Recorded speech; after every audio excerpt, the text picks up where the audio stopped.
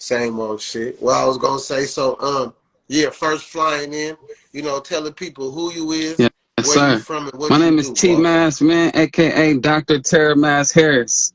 I'm a clinical psychologist. Used to be a rapper. I still dibble and dabble here and there. I'm coming out with my first book. It's called A Legendary Run. It's gonna be available at Barnes and Nobles, and it dropped this coming Monday. So I need y'all to smash to the store, cop that book called A Legendary Run by that boy T-Mass, aka Dr. Taramazz Harris. Yes, yes. Okay, okay. Well, give us something at the beginning, man. Where did the motivation, to come from to pick up the Man, microphone? Where did that come it from? actually started when I moved to San Francisco from East Palo Alto. I born and raised in a hood community, an inner city community, so I was always kind of in tune with the hip hop culture. But when I moved to San Francisco with my mom, she met my step pops, right? And I started to interact with a few people from San Francisco. I met this one cat named Rico, Omari Rico from Filmo. We went to school together, and he had taught me this one rap. And from that time, I kind of fell in love with being a hip hop artist and started writing my own raps and doing shows and putting out mixtapes and CDs and stuff like that. So it's been an early inspiration since I was about like 10 years old. Hell yeah, that's what's up. And just being a student of your music and me knowing your music, how much of the culture that you grew up in, that how much do that mean to you when you do your music and you think about your motivation and your story? How much do that era, Oh man, a mean to you tremendous in your amount, music? man. It's really like the building blocks, it's where the seeds was planted, where the roots began, that kind of grew me and myself. So it's a lot of where my early inspirations came from, a lot of like beliefs that I have right now, and different things that I do naturally comes from some of those early days, you know what I mean? And some of those seeds that was planted way back then. It's it's a little saying that like a lot of people, grown people, act like they was raised in 2023 with a lot of their changing beliefs, a lot of their changing loyalty and changing this and that, right? But a lot of things like loyalty, love, my faith in God, things like that was planted way back in them days, but way back in the early 80s, you know what I'm saying, by a lot of the older people and a lot of my ancestors, you know what I'm saying, who came before me. And a lot of that is unchanging, you know what I mean? It don't matter what year we're in, 2023 or 2073, and none of them things, none of those concepts or qualities about myself ever gonna change. Yeah, and when as the fan, you could kind of tell on your raps because I feel like option where you could have went this way, could have went that way. You kind of stayed yourself. Though. Even though I know in your career you dabble with a few different artists here and there, but you never let that take away Yes, sir. from the conviction carry though. You know what I mean? Right. You always stayed you. You know what I mean? And I feel like at the end of I the shit, everybody appreciate kind of that too, respected you for man, that and shit. big salute to everybody who feel that way. I think that just was in me, you know what I mean? It just was in me. And I've throughout my time, still up until today, you see so many changing and just, people just trying to adapt to the times and stuff like that, but I think that the fans can really tell what is what. Okay. So let's jump into you getting your feet wet. You know what I mean? You kind of living the rap life a little bit. You got the chain, you got the fame, you got the show. What made you feel like, okay, now I'm finna transition to school now? On some real stuff, when did that bruh. come into play? I was down. I needed a couple dollars. I had my master's degree. Even before I go to the master's degree, I had my bachelor's degree.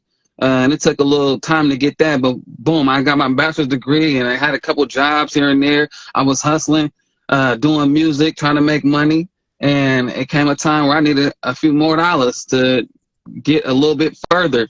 So I went to school for the grant money, honestly.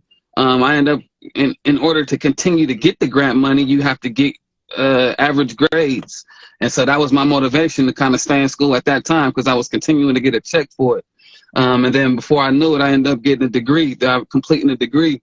And I found myself in a similar situation after I got my master's degree, wanting a few more dollars. I had also came into contact with a situation, just keep it a little brief and off the books, but man, I got in this little real smooth, sticky situation where it could have went way left.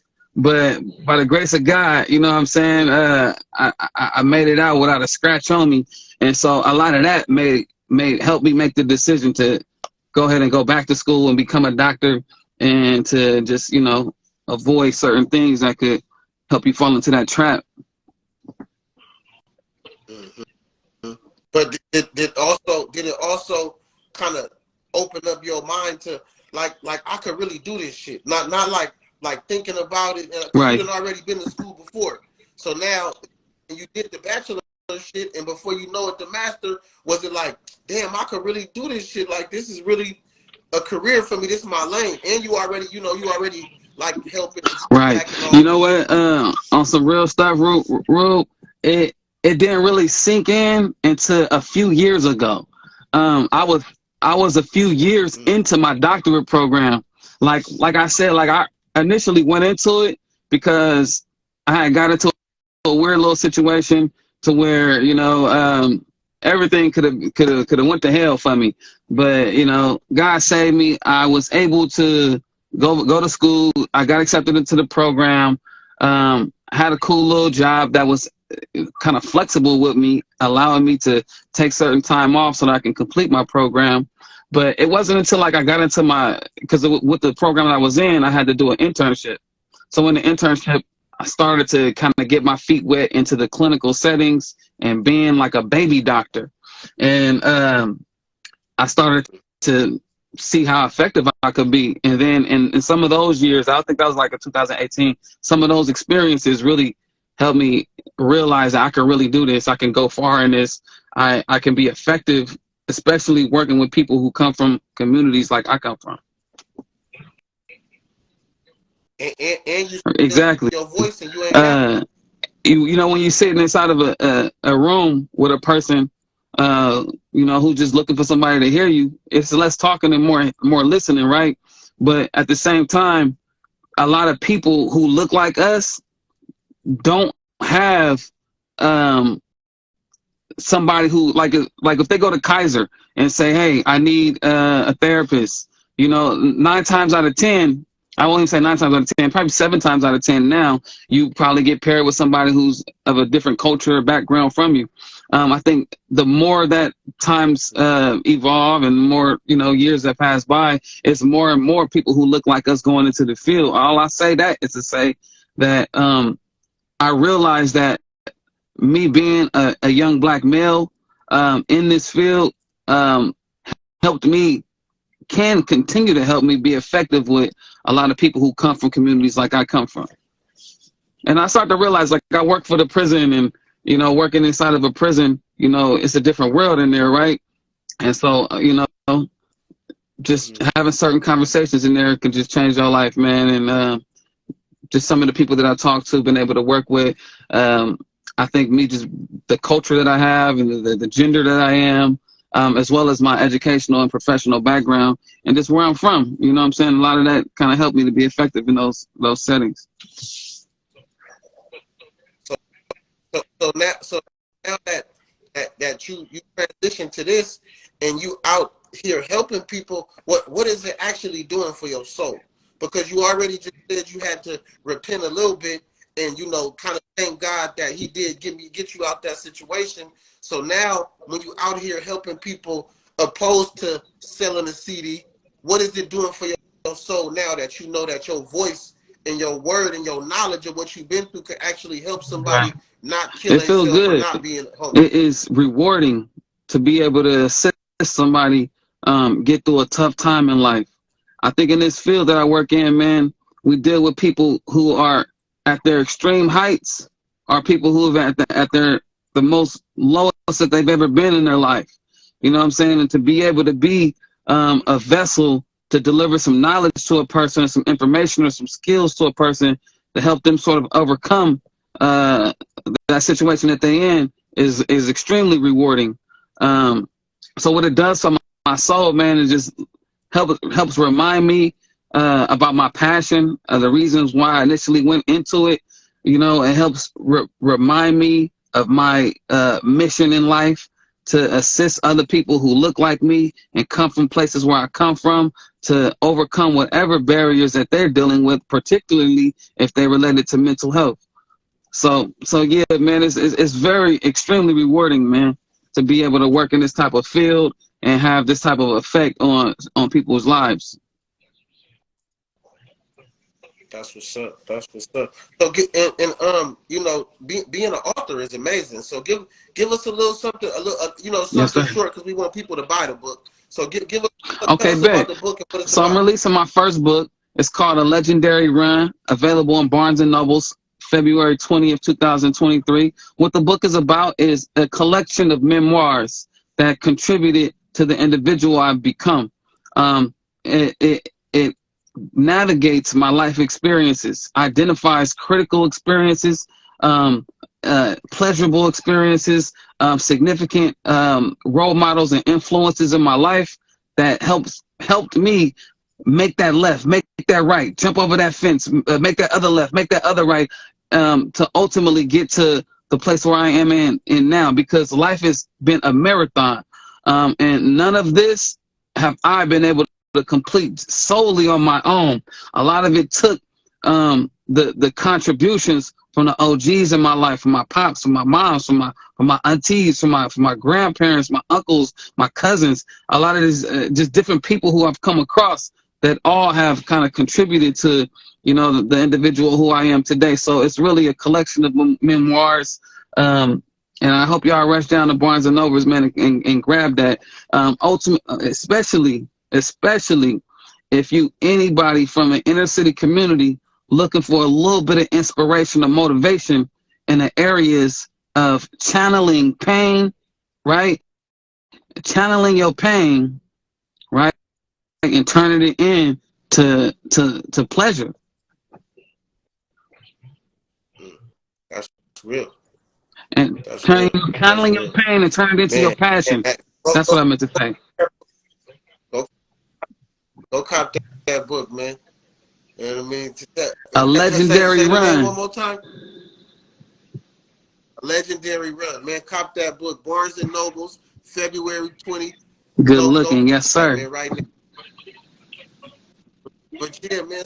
So, you know, at the end of the day, you know, we want to give the youth, you know. So what do you want people to know about you when you take a person in, when a person meets you, when a person, you know, might read out your book, you know, in a back of a magazine, or they might hear about it through a word of mouth. What do you want people to know about you? I What do you want want people your to know legacy that to I'm just like you. I come from the same place you come from. I've experienced some situations, maybe similar, none of the same situations. But I say that to say that if I can do this shit, you can do it too. Okay? So the message that I would like the youth or anybody watching to know is that use my experiences to know that just because we come from a community that doesn't have positive outcome predictions for us, that doesn't predict positive outcomes for us, doesn't mean we have to be that outcome. We can use our experiences and we can use our environment to be motivated to be everything else in life, right? We can use our environment, that the roaches that we saw crawling on the counter, the rats that was outside, you know what I'm saying? Going outside to the parks and seeing the alcohol bottles and you know, all the trauma that we see, we can use those experiences to motivate us to be everything other than that. Yeah, yeah. So you can do it. I want all my little cousins, all my little, you know, nephews, nieces, anybody watching this, young, especially if you think that college ain't for you, and that the only options for you is to rap or to sell drugs or to, you know, do anything that's you know, not legal. What I want to be is an example that people can look at and say that, man, I could do that too. Hell yeah, man. Yeah, I appreciate, man. You know, that's real humble, man, and that's real inspirational to the youth, man. So yeah, man, I'm use that in some of my stuff. I'm just like you. You know, we bleed the same blood. Like money Exactly. make me different. I'm just like Exactly. you, bro. But yeah, man, we appreciate you coming in here, man. I got the little book Let's get it. download thing. I'm finna post it, man. Personally, I just want to say I'm proud of you, man. You know You that. know where me and you came from, bro.